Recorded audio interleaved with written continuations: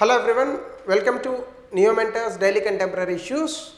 So ఈరోజు contemporary ఇష్యూస్లో మొదటిది, ఆర్బీఐకి డిజిటల్ ట్రాన్స్ఫర్మేషన్ అవార్డు వచ్చింది. ఇదేదో మన దేశంలో ఇచ్చుకున్నది కాదు, ఇంటర్నేషనల్గా ఇచ్చినటువంటిది. 2025 సెంట్రల్ బ్యాంకింగ్ అని లండన్ వాళ్ళు ఇచ్చారు. ఇది ఎందుకు ఇచ్చారు అంటే, మన దేశంలో ఆర్బీఐ కొన్ని డిజిటల్ ఇనిషియేటివ్స్ తీసుకొచ్చింది.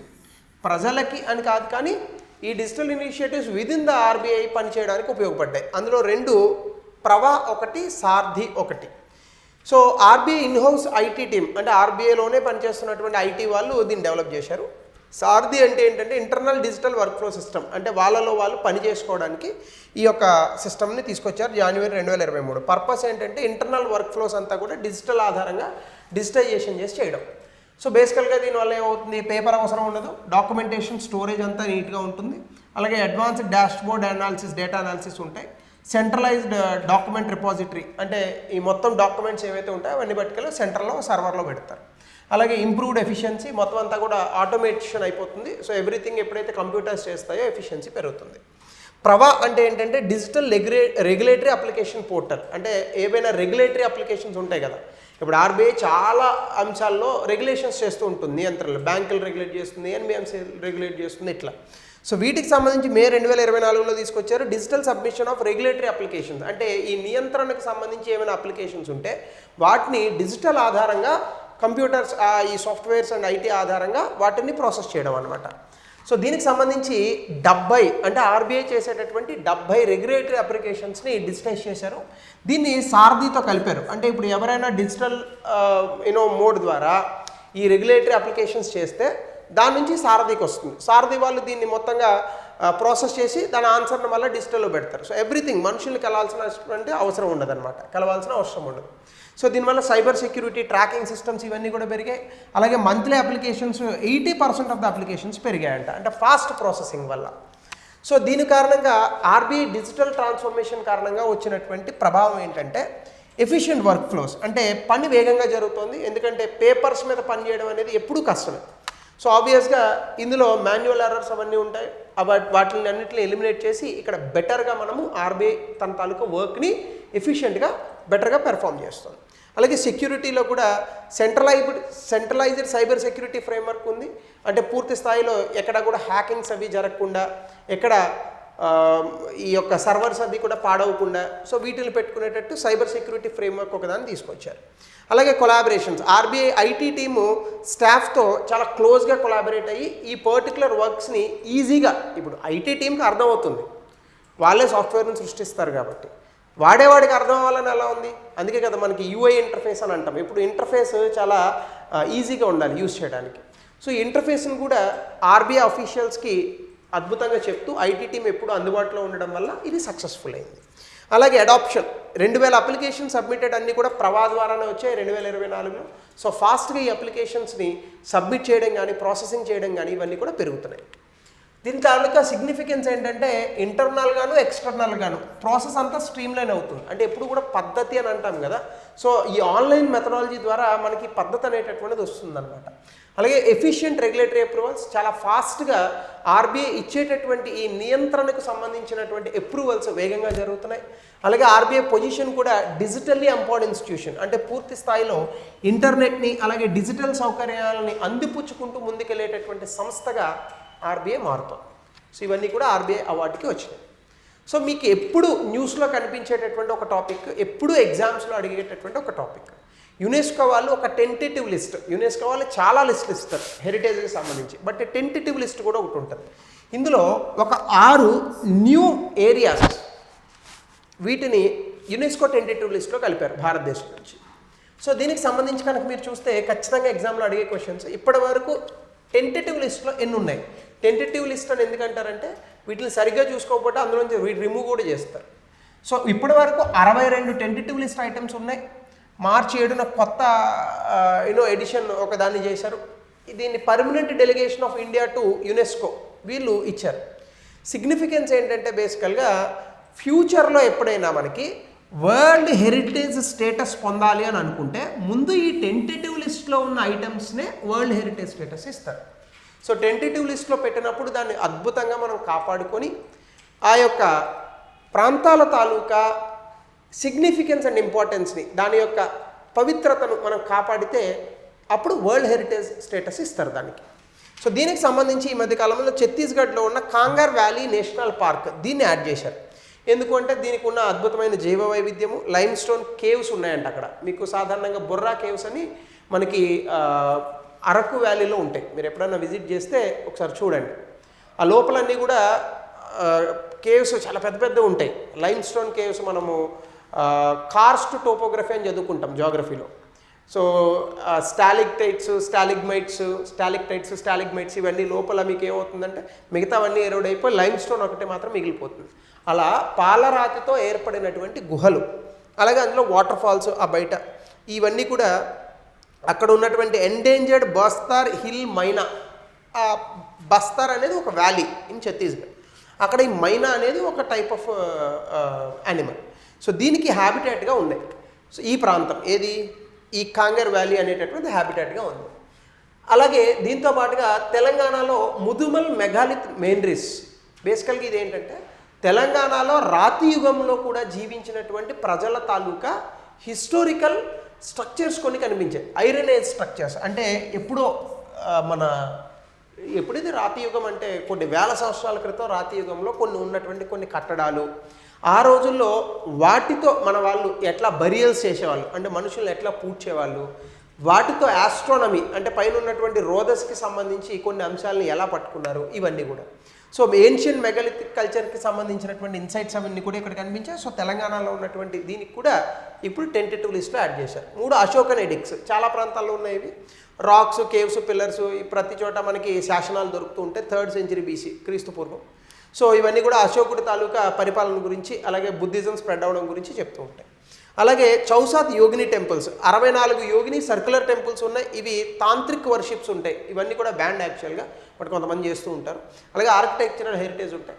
సో వీటిని కూడా మనము మన సాంస్కృతిక సంపదగా మనం కాపాడుకుంటూ వచ్చాం. సో దీన్ని కూడా టెంటేటివ్ లిస్ట్లో కలిపారు. అలాగే గుప్తా టెంపుల్స్ నార్త్ ఇండియాలో చాలా స్టేట్స్లో ఉన్నాయి. 4 నుంచి 6 సెంచరీ శతాబ్దం కాలంలో. సో కొన్ని దశావతార టెంపుల్, దియోగర్, పార్వతీ టెంపుల్, నాచన ఈ ప్రాంతాల్లో ఉన్నటువంటి వీటిని కూడా టెంటేటివ్ లిస్ట్లో యాడ్ చేశారు. అలాగే palace fortress of Bundelas Madhya Pradesh and ఉత్తరప్రదేశ్లో రాజపుత్స్, ముఘల్స్ ఈ 2 కలిపి ఉన్నటువంటి కట్టడాలు, ఆర్కిటెక్చర్స్ ఏవైతే ఉన్నాయో దీన్ని ముఖ్యంగా జహాంగీర్ మహల్, అలాగే గోవింద్ మహల్ ఈ ప్రాంతాలను కూడా టెంటేటివ్ లిస్ట్లో యాడ్ చేశారు.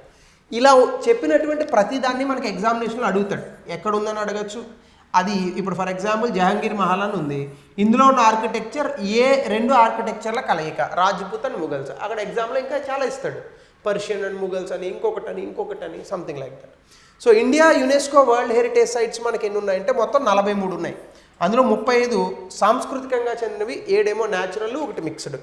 లేటెస్ట్ ఎడిషన్, లాస్ట్ ఎడిషన్ ఏదంటే అహోమ్ డైనస్టీకి సంబంధించినటువంటి బరియల్ సైట్స్ అస్సాంలో, దాన్ని మొయిదామ్స్ అని అంటారు. మైదం కాదు, Moidams. India hosted world heritage committee meeting 2024లో వచ్చింది. ఇది latest details regarding world heritage sites. ఇప్పుడు టెంటేటివ్ లిస్ట్లో ఉన్నటువంటి 62 ఐటమ్స్కి ఎప్పుడైనా కూడా వరల్డ్ హెరిటేజ్ స్టేటస్ రావచ్చు. సో కాబట్టి మీరు గుర్తుపెట్టుకోండి, అన్నీ గుర్తుపెట్టుకోవాల్సిన అవసరం లేదు. Anything that comes in news important. ఇంకా 3వది UN80 ఇనిషియేటివ్. మీ అందరికీ తెలుసు, ఇటీవల కాలంలో అమెరికా ఐక్యరాజ్య సమితికి కూడా కొన్ని ఇబ్బందులు పెడుతుంది. ఐక్యరాజ్య సమితికి రిలేటెడ్గా ఉన్న కొన్ని ఆర్గనైజేషన్స్ నుంచి ఎగ్జిట్ కూడా అవుతాం. సో ఇప్పుడు ఐక్యరాజ్య సమితిలో కొన్ని ఇబ్బందులు వస్తున్నాయి. అయితే UN secretary general Antonio Guterres ఇప్పుడు ఐక్యరాజ్య సమితిలో కొన్ని సంస్కరణలు తీసుకురావాలి అనే ఉద్దేశంతో ఈ UN80 ఇనిషియేటివ్ అనేటటువంటి దాన్ని తీసుకొచ్చారు. ఇదేంటంటే బేసికల్గా ఐక్యరాజ్య సమితి తాలూకా ఎఫిషియన్సీని పెంచాలి, అలాగే స్ట్రక్చరల్ అందులో కొన్ని రిఫార్మ్స్, సంస్కరణలు తీసుకురావాలి. సో బేసికల్గా ఎందుకు దీన్ని తీసుకొస్తున్నారంటే ఇటీవల కాలంలో ఐక్యరాజ్య సమితికి ఉన్నటువంటి ఆర్థిక వనరులు తగ్గుతున్నాయట. డబ్బులు లేవు సింపుల్గా చెప్పాలంటే. సో దీనివల్ల మనకి ఏమవుతుంది, ఆర్థిక వనరులు ఎప్పుడైతే తగ్గుతాయో ప్రపంచవ్యాప్తంగా ఐక్యరాజ్య సమితి అనేక రకాలుగా చాలా ఇనిషియేటివ్స్ చేస్తూ ఉంటుంది. ఆకలి ఉన్న వాళ్ళకి భోజనం పెట్టడం, అలాగే ఇబ్బందుల్లో ఉన్న వాళ్ళకి అక్కడ హెల్త్ లాంటి సౌకర్యాలను అందించడం, యుద్ధాలను ఆపడం, పీస్ కీపింగ్ ఫోర్స్ని పంపించి శాంతియుతమైనటువంటి వాతావరణాన్ని తీసుకురావడం, ఇలా చాలా చేస్తూ ఉంటుంది. ఈవెన్ మనకి కూడా జమ్మూ అండ్ కాశ్మీర్కి సంబంధించి UN నుంచి ఒక డెలిగేషన్ వచ్చిందిగా. సో ఎందుకు ఇలా పేమెంట్స్ రావట్లేదు అంటే అందులో ఉన్న సభ్యత్వ దేశాలు డబ్బులు ఇవ్వట్లేదంట ఒకటి. అలాగే ప్రపంచవ్యాప్తంగా సవాళ్ళు కూడా పెరుగుతున్నాయి. సో దీనికి సంబంధించి రెగ్యులర్ బడ్జెట్ $300 కోట్ల ఉంటుందంట. పీస్ కీపింగ్ ఫోర్స్కి ఏమో $5.6 బిలియన్ అంటే 500 కోట్ల వరకు ఉంటుందట. సో లార్జెస్ట్ కాంట్రిబ్యూటర్ మొత్తం బడ్జెట్లో ఈ 3.7 బిలియన్లో 22% అమెరికానే ఇస్తుంది. 27% పీస్ కీపింగ్ ఫోర్స్ అమెరికానే ఇస్తుంది. అంటే మొత్తంగా చెప్పాలంటే యుఎన్ తాలూకా బడ్జెట్ ఏదైతే ఉందో ఇది ఒక 5, 3, 8 ఇది ఒకటే వేసుకోండి. అంటే $9 బిలియన్ ఆల్మోస్ట్ 50% అంటే $4.5 బిలియన్ అమెరికానే ఇస్తుంది. $4.5 బిలియన్ అంటే మొత్తం దేశాలన్నీ కలిసి 900 కోట్లు ఇస్తుంటే అందులో నేను తప్పు లెక్క పెట్టాను. 22% ఆఫ్ దిస్ అంటే అటు ఇటుగా 60 మిలియన్ అవుతుంది. Sorry for that 60 million. 27% of this so అంటే 5 రెళ్ళు 10 అంటే $1 బిలియన్ అవుతుంది. అంటే ఆల్మోస్ట్ ఆల్ ఒక $1.7 billion out of 9 billion. Sorry for that $1.7 billion out of 9 billion అమెరికానే ఇస్తుంది. అది కూడా ఎక్కువే కదండి. $1.7 బిలియన్ అవుట్ ఆఫ్ 9 అంటే ఆల్మోస్ట్ ఆల్ మనకి 4% వరకు ఉంది. సో 24% ఆఫ్ ద బడ్జెట్ అమెరికానే ఇస్తుంది. ఇండియా 37 మిలియన్ ఇస్తుంది, కానీ ఇండియా టైంకి ఇచ్చేస్తుంది.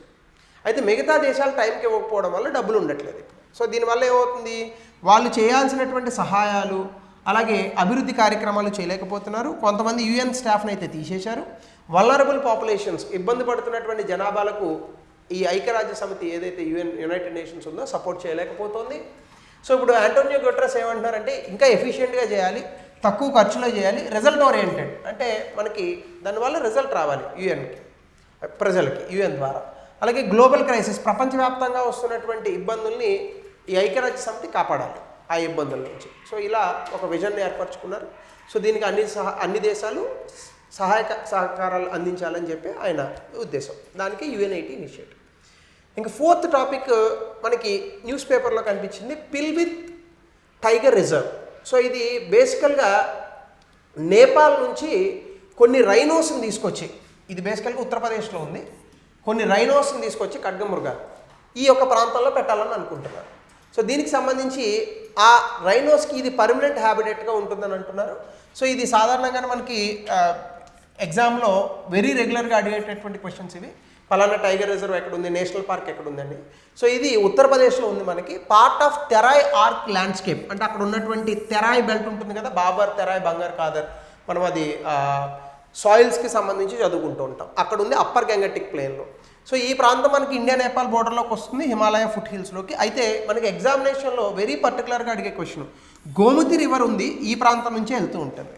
అలాగే ఈ ఏరియా నుంచి కొన్ని క్యాచ్మెంట్ ఏరియాస్ ఉన్నాయి, అంటే ఈ ప్రాంతం నుంచి నదులకి వెళ్ళేటటువంటిది. సో అక్కడ శారదా, చుకా, మలా, కనోత్ ఇవన్నీ కూడా అక్కడే catchment area for the reverse అనమాట ఇవి. సో శారదా సాగర్ డ్యామ్ 22 కిలోమీటర్లు ఉంటుంది. అక్కడ కూడా ఈ యొక్క టైగర్ రిజర్వ్కి అది బౌండరీగా ఉంది, అంటే బోర్డర్కి. అలాగే ఇక్కడ వెజిటేషన్ కనుక మనం చూస్తే క్లైమేట్ చాలా డ్రైగా ఉంటుంది, హాట్గా ఉంటుంది, చాలా వేడిగా ఉంటుంది. నార్త్ ఇండియా డెసిడ్యువస్ టైప్ ఫారెస్ట్ ఉంటాయి. డెసిడ్యువస్ అంటే ఆకులు రాలిపోతాయి మనకి ఎండాకాలం వచ్చినప్పుడు, తర్వాత మళ్ళీ స్ప్రింగ్ ఎప్పుడైతే వస్తుందో ఆకు చిగురిస్తూ ఉంటుంది. అలాగే డెన్స్ అండ్ వుడ్ల్యాండ్, మొత్తంగా బాగా దట్టమైనటువంటి ఈ సాల్వుడ్ ఏవైతే ఉన్నాయో ఇవి 76% ఆఫ్ ద ఏరియాలో ఈ చెట్లు ఎక్కువగా ఉంటూ ఉంటాయి. అలాగే అక్కడ గ్రాస్ ల్యాండ్స్ కూడా ఉంటాయి, ఎక్కువగా మనకి గడ్డి ఉన్నటువంటి ప్రాంతం. సో అక్కడ ఈ రకమైనటువంటి స్పీషీస్ అన్నీ కూడా అక్కడ బ్రతుకుతూ ఉంటాయి. ఇది మనకి చాలా తక్కువ అడుగుతాడు. సో యానిమల్స్ ఏమున్నాయి, బర్డ్స్ ఏమున్నాయి, ఇవన్నీ కూడా చాలా తక్కువ అడుగుతాడు. అయితే ఇందులో ఒకటి మనం ఖచ్చితంగా గుర్తుపెట్టుకోవాల్సింది ఈ హాగ్ డీర్. సో ఇది ఎక్కువగా న్యూస్లో కనిపిస్తుంది, ఇది ఒకటి అడగచ్చు. అలాగే when comes to the birds, మనకి ఈ గ్రేట్ హార్న్ బిల్లు ఇట్లాంటివి చాలా రెగ్యులర్గా వస్తాయి మనకి. మిగతావన్నీ కూడా ఇంతకుముందు వచ్చినటువంటి దాఖలాలే, బట్ ఈ గ్రేట్ హార్న్ బిల్ కనిపించింది. సో అదర్ స్పీషీస్కి సంబంధించి jungle bush quail, red jungle fowl, Asian open bill ఇవన్నీ సర్వసాధారణంగా కనిపించేవి. సో కాబట్టి వీటి మీద క్వశ్చన్లు వచ్చే అవకాశాలు తక్కువ. ఇంకా 5th topic Ashwini radar. So మీ అందరికీ తెలుసు, ఇగో ఇది రాడార్. అంటే సాధారణంగా శత్రువుల తాలూకా ఏవైనా యుద్ధ విమానాలు కానీ అవి వచ్చినప్పుడు రాడార్లో వాటిని గుర్తిస్తారు. గుర్తించి అది మనదైతే వదిలేస్తారు, ఫ్రెండ్లీ అయితే. అది ఎనిమి అయితే దాని మీద అటాక్ చేస్తారు. దీనికి సంబంధించి ఒక కాంట్రాక్ట్ సైన్ అయింది 2900 కోట్లకి ministry of defence and Bharat electronics లిమిటెడ్కి మధ్య. ఇది ఏంటంటే లో లెవెల్ ట్రాన్స్పోర్టబుల్ రాడార్, అంటే చాలా ఈజీగా ఒక చోటకి తీసుకెళ్లేటటువంటి రాడార్ని కనిపెట్టాలి అనేటటువంటి ఉద్దేశం, తయారు చేయాలి. ఇదేంటంటే active electronically scan phased array radar with solid state technology, which means దీని అర్థం ఏంటంటే అత్యధిక వేగంతో వెళ్ళగలిగేటటువంటి విమానాలు, డ్రోన్లు అంటే అన్మాన్డ్ ఏరియల్ వెహికల్స్, హెలికాప్టర్స్, వీటిని ఈ రాడార్ గుర్తిస్తుంది. ఒకటి. రెండు, ఇందులో ఐడెంటిఫికేషన్ ఫ్రెండ్ ఆర్ ఫో సిస్టమ్ ఉంది, 4D సర్వేలెన్స్ సిస్టమ్తో. అంటే ఇది భారతదేశానికి సంబంధించినటువంటి ఫైటర్ జెట్సా లేదా శత్రు దేశానికి సంబంధించినటువంటి ఫైటర్ జెట్సా అనేటటువంటి దాన్ని 4D సర్వేలెన్స్ సిస్టమ్స్, గతంలో 3D సర్వేలెన్స్ సిస్టమే ఉంది, ఇప్పుడు 4 డైమెన్షన్ సర్వేలెన్స్ సిస్టమ్తో ఇది ఐడెంటిఫై చేస్తుంది. ఇందులో ఎలక్ట్రానిక్ కౌంటర్ మెజర్స్ అనేవి ఉంటాయి. ఇదేంటంటే సెక్యూర్ ఆపరేషన్స్ చేయడానికి ఉన్నటువంటి ఒక టెక్నాలజికల్ వ్యవస్థ. అలాగే ఇది ఫుల్లీ ఇండిజినస్. ఇప్పుడు డిఆర్డిఓ దీన్ని డెవలప్ చేసింది, భారత్ ఎలక్ట్రానిక్స్ లిమిటెడ్ దీన్ని ఇప్పుడు తయారు చేస్తుంది.